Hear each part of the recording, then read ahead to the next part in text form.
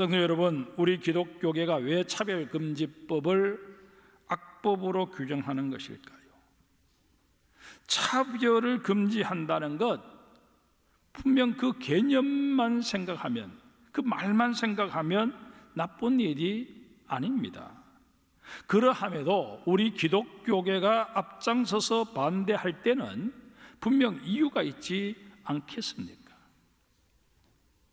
그 이유를 제대로 알지 못하면 혹 여러분의 친구나 동료, 가족들이 차별을 금지하자는데 왜 기독교계에서 나서서 반대하고 난리냐라고 공격을 해와도 제대로 답변을 하지 못하는 답답한 일이 생길 수밖에 없을 것입니다.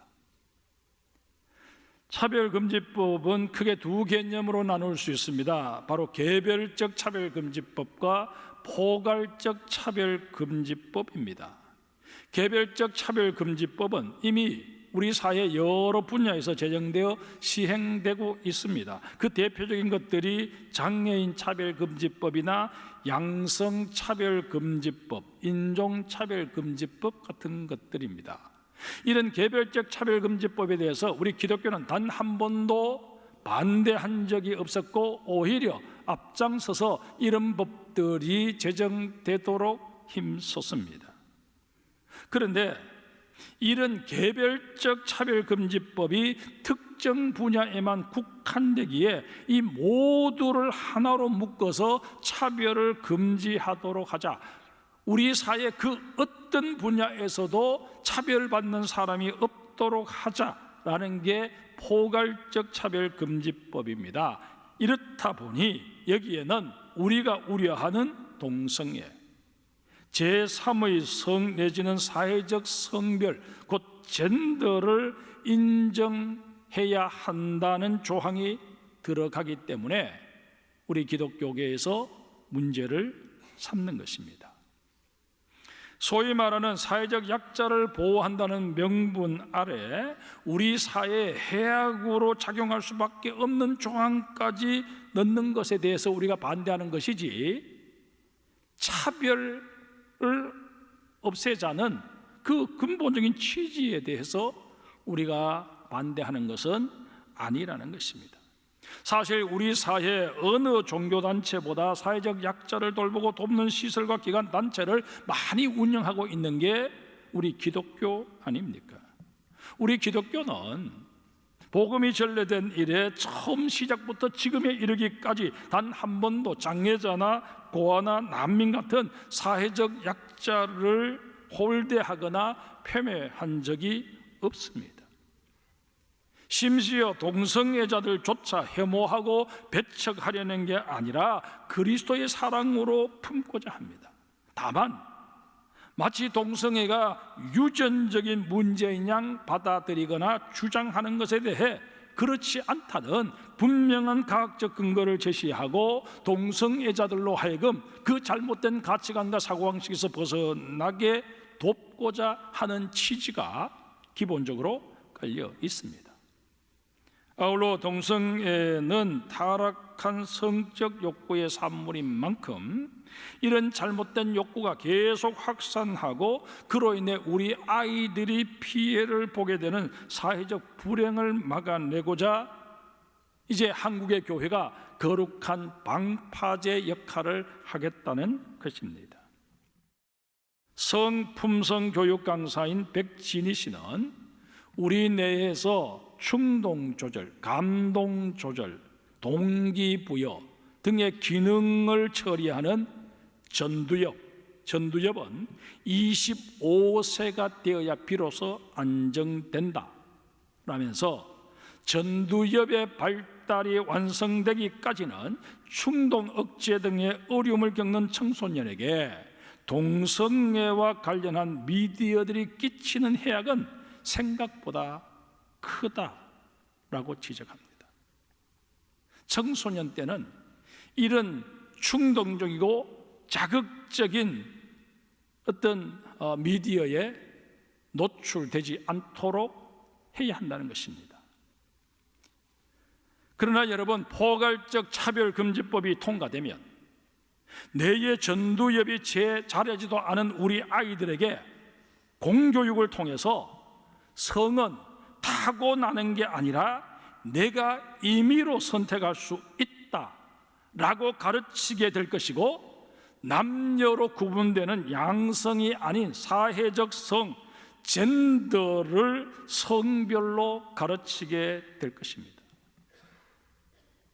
이렇게 될 경우 우리 자녀들은 성별을 임의로 바꾸는 트랜스젠더에 대해서 전혀 문제의식을 갖지 못할 뿐더러 성적 취향에 따라 동성끼리 사랑하는 것도 얼마든지 가능한 일이다라는 인식을 강하게 갖게 될 것입니다. 지금 동성애를 받아들인 서구 사회가 그렇게 되고 있지 않습니까? 서구 사회에서는 동성애도 개인적 성적 취향에 따른 것인 만큼 옳고 그름을 논하는 것 자체가 인권 침해고 혐오라는 생각이 지배적입니다.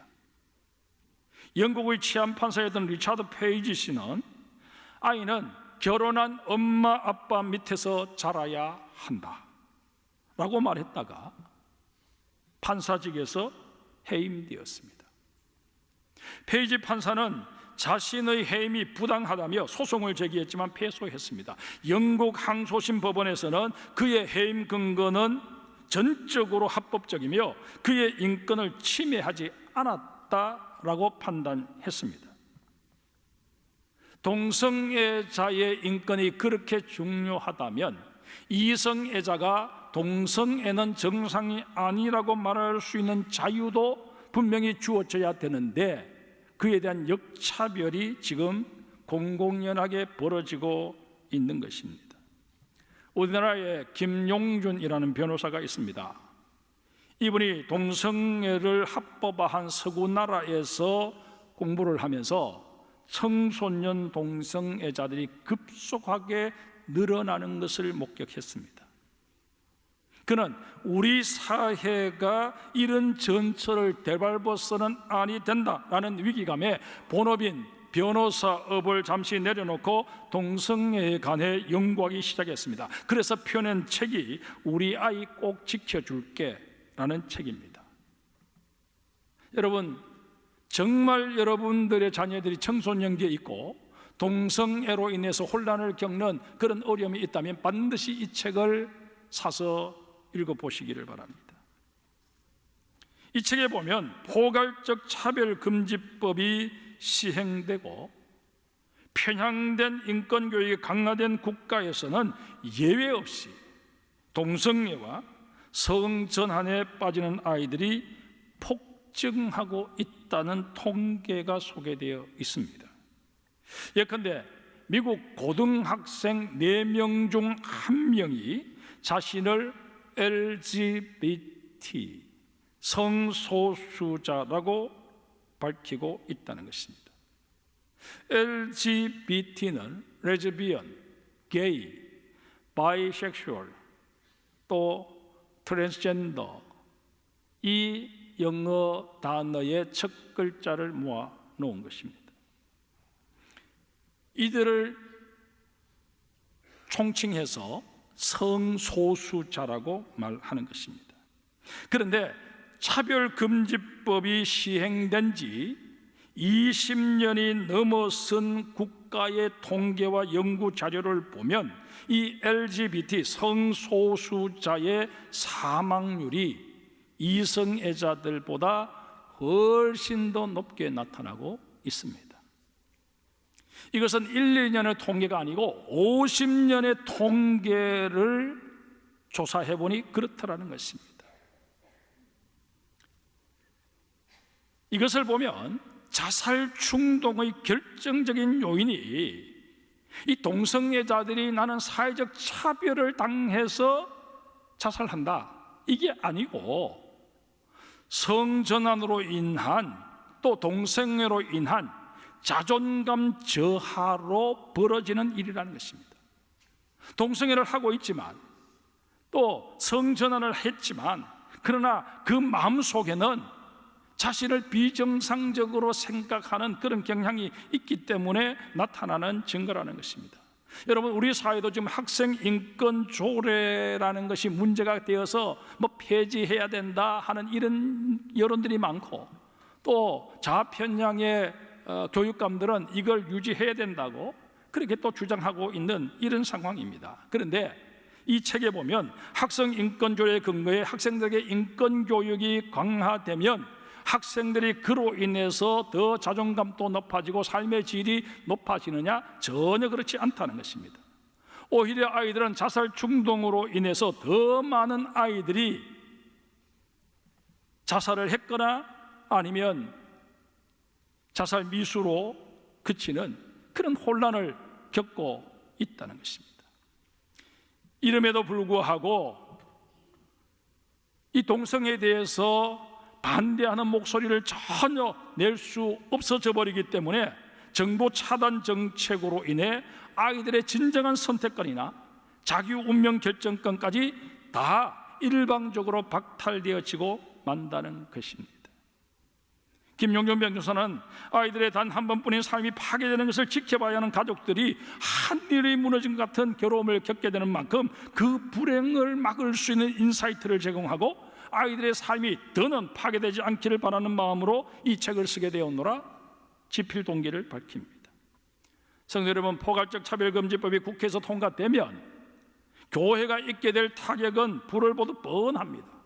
당장 사도행전 4장 12절 다른 일에서는 구원을 받을 수 없나니 천하 사람 중에 구원을 받을 만한 다른 이름을 우리에게 주시니 없음이라 라는 이 구절로 설교할 수 없습니다.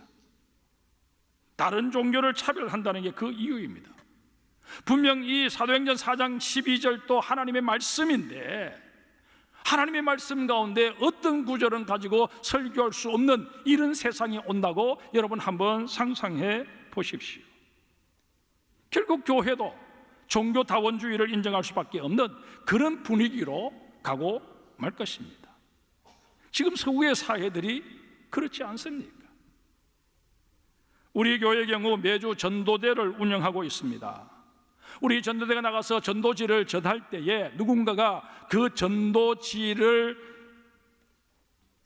전해받으면서 내가 불쾌감을 느꼈다. 그래서 신고를 하게 되면 우리 전도대원들은 경찰이 출동해서 법적인 제재를 받게 됩니다. 하나님을 부를 때도 남성적인 개념이 내포된 아버지라는 호칭을 쓸 경우 누군가가 나는 그 호칭을 통해 성적 차별을 느껴서 불쾌했다, 그렇게 고발을 하면 그 또한 제재를 받을 수밖에 없습니다. 물론 우리나라에서는 그런 일이 절대 없을 것이라고 지나친 기우라고 법을 제안한 국회의원들조차도 말하지만 법안 제정을 반대하는 전문가들은 그 말을 절대 믿어서는 아니 된다고 경고하면서 낙타의 코 비유를 듭니다. 낙타가 사막의 모래바람을 피하려고 주인이 쉬고 있는 텐트 안으로 코를 들여놓는다면 그 즉시 낙타의 코잔등을 때려서 내쫓아야지, 그렇지 않으면 낙타는 조금씩 텐트 안으로 들어와서 그 거대한 몸집으로 결국은 주인을 쫓아내버리는 그런 상황이 벌어지게 된다는 것입니다. 생각해 보세요. 법조항에 명확하지 않으면 거기에는 판사가 나름대로 법을 해석합니다. 따라서 그 법조항을 해석하는 판사의 성향이 어떠하냐에 따라서 법은 얼마든지 우리가 원치 않는 쪽으로 적용되어질 수 있습니다. 그런데 우리가 세상 사람들과 상대해서 또 하나 유념해야 할 게 있습니다. 포괄적 차별금지법을 교회가 앞장서서 반대하니까 비그리스도인들은 마치 이게 교회에 큰 불이익을 주는 법안이라서 저렇게 길을 쓰고 반대하는 모양이다, 그렇게 생각하는데 그렇지 않습니다. 미국의 사례이기는 합니다만은 제프리 영거라는 미국인은 7세 된 자기 아들 제임스의 성전환 시도를 하려는 전처 엔 지오르 굴라스에게서 양육권을 가져오는, 어머니 밑에 뒀다가는 애가 갑자기 아들이 딸로 변하겠다, 그렇게 생각해서 법정 다툼을 벌였습니다. 그런데 텍사스 댈러스 법원은 성전환을 반대한 아버지의 양육권을 박탈했습니다. 뿐만 아니라 제프리 영거 씨에게는 당신은 트랜스젠더리즘에 대해서 너무 무지하기 때문에 이와 관련된 강의를 수강해야 한다라고 명령했습니다. 또 하나의 예를 들어볼까요? 캐나다에서는 14살 된 딸에게 성전환 수술을 쉽게 할 수 있는 호르몬 억제제를 투여하고 있다는 사실을 알고 반대한 아버지가 6개월 징역형을 선고받기도 했습니다. 지금 미국에서는 아이들을 대상으로, 또 서구 사회에서는 아이들을 대상으로 조사를 합니다. 검사지를 가지고 검사를 하는데, 그 검사지에 나는 분명히 남자인데 그 검사지에 나온 결과가 나는 여성성이 더 강하다고 나오면 그 아이는 그때부터 혼란을 겪습니다. 그러면 선생님이 그 아이에게 너는 여성으로 사는 게 더 행복해, 그렇게 주입을 한다는 거예요. 그걸 부모가 반대하면 교사의 재량으로 부모와 그 아이를 격리시킬 수 있는 권한이 주어진다는 것입니다. 여러분, 이래서 내가 아이를 낳았음에도 불구하고, 내가 그 아이를 양육할 책임이 하나님께로부터 부여받았음에도 불구하고 나는 그 아이에게 더 이상 어떤 것을 하지 못하고 그 아이가 그냥 그 검사지 하나에 의해서, 또 교사에 의해서 갑자기 남성이 여성으로 바뀌어지면서 혼란을 겪는 이런 세상이 지금 미국도 캐나다도 되고 있다는 것입니다. 여러분, 남자아이가 여자아이로 바뀌려면, 또 여자아이가 남자아이로 바뀌려면 호르몬 억제제를 투여해야 하는데, 이 성전환을 위해서 처방되는 약의 경우 사춘기에 나타나는 2차 성징을 억제하면서 그 후유증이 만만치 않다고 합니다. 골다공증과 불임뿐만 아니라 평생 병원 신세를 져야 할 가능성이 현저하게 높아진다는 것입니다. 심지어 뇌손상까지 우려되고 수명도 짧아질 수밖에 없다는 것입니다. 이게 다 연구 보고서에 나와 있는 내용들입니다. 이름에도 불구하고 이것을 법적으로 보호하자 하는 것이 차별금지법입니다. 한심한 노릇이 아닐 수 없습니다. 그런데 여러분, 불행 중 다행인 것은 이런 지구촌에 희망의 빛이 비치고 있습니다. 차별금지법을 제정한 나라들 중에 페루에서 2017년 3월 7일 150만 명 이상의 학부모들이 내 아이를 건들지 마라는 구호를 외치며 공교육 현장에서 성별은 주관적 인식에 따라 유동적이다, 성정체성은 선택할 수 있다라고 가르치는 것에 대해 반대하며 더는 아이들을 젠더 이데올로기에 물들지 않게 하겠다고 나선 것입니다. 이에 2017년 8월 페루 대법원은 공교육 현장에서는 젠더 이데올로기를 주입해서는 안 된다며 학부모들의 손을 들어주었습니다. 그런가 하면 2016년 8월에는 콜롬비아에서, 2016년 7월에는 파나마에서, 2021년 8월에는 푸에르토리코에서 부모의 권리를 박탈하는 젠더 이데올로기에 반대하는 시위가 있었습니다. 이런 분위기로 인해 2017년 9월 파라과이 교육부 장관은 이전 정부에서 도입한 젠더 이데올로기를 공교육에서 퇴출한다라는 기자회견을 했습니다. 엄마, 아빠, 아이로 구성되는 가정을 해체하고 성을 임의로 선택할 수 있다고 교육하는 것은 잘못이다 라고 천명한 것입니다.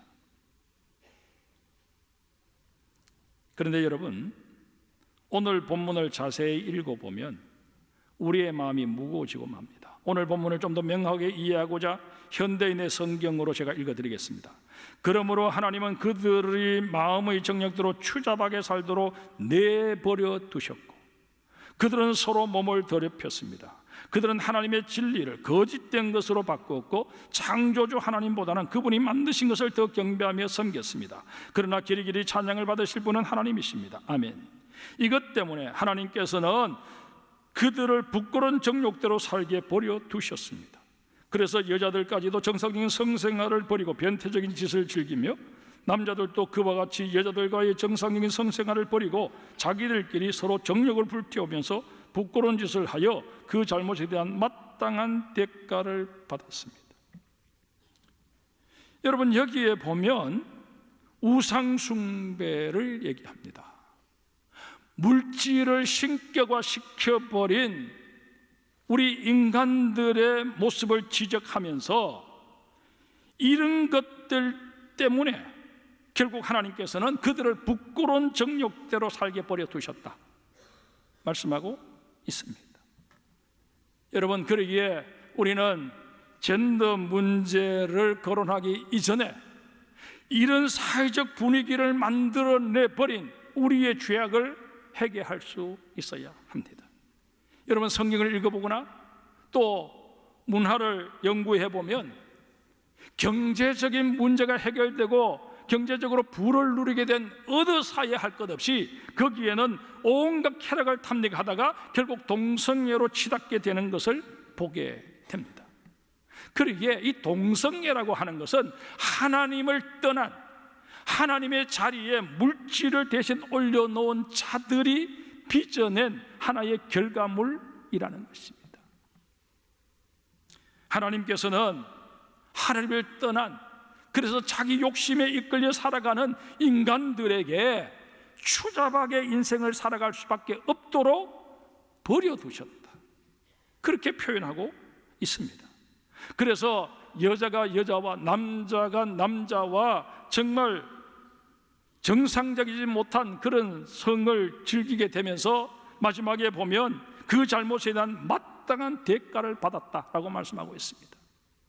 여러분, 전 세계적으로 에이즈가 지금 감소하고 있습니다. 그런데 우리 대한민국은 에이즈 환자가 늘어나고 있습니다. 에이즈 환자의 92%가 남성입니다.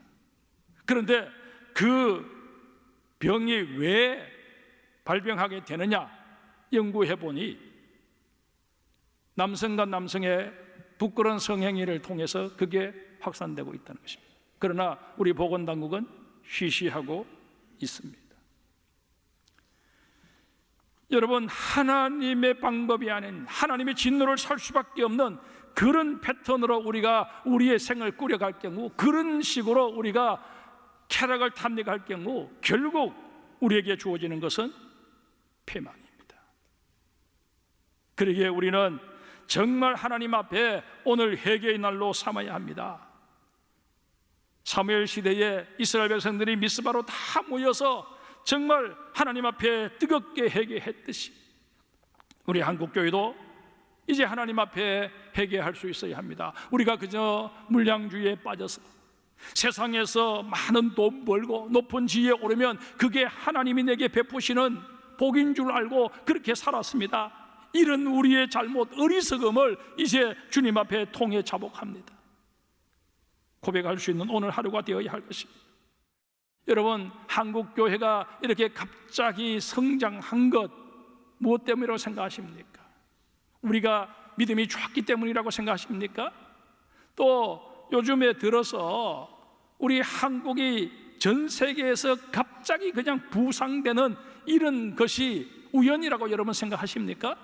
우리 한국이 세계의 주목을 받지 못한 상태에서 이런 동성애 반대 운동을 벌여봤자 세상 사람들이 한국이라는 것 자체를 모르기 때문에 아무런 관심을 기울이지 않을 것입니다. 그러나 이제 대한민국은 세계적인 우뚝 선 나라가 되었습니다. 그러기에 이 나라에서 동성애를 막아내기 위하여 한국교회가 일어섰다 하는 것은 전 세계의 이슈가 될 것이고, 이것이 지금 미국과 서구 유럽의 교회들에게 엄청난 파장을 불러일으키게 될 것입니다. 지금 그들도 우리가 너무 쉽게 동성애를 허용했다 후회하고 있지만 그것을 돌이킬 수 있는 힘이 없는 거예요. 한국교회가 다시금 이 동성애에 대해서 이건 아니라고, 이건 하나님의 법이 아니라고 분명히 말해 줌으로 말미암아 그들도 용기를 내어서 전 세계에서 이 동성애를 거부하고 다시금 모든 것을 정상화시킬 수 있는 그런 운동이 일어나도록 해야 할 것입니다.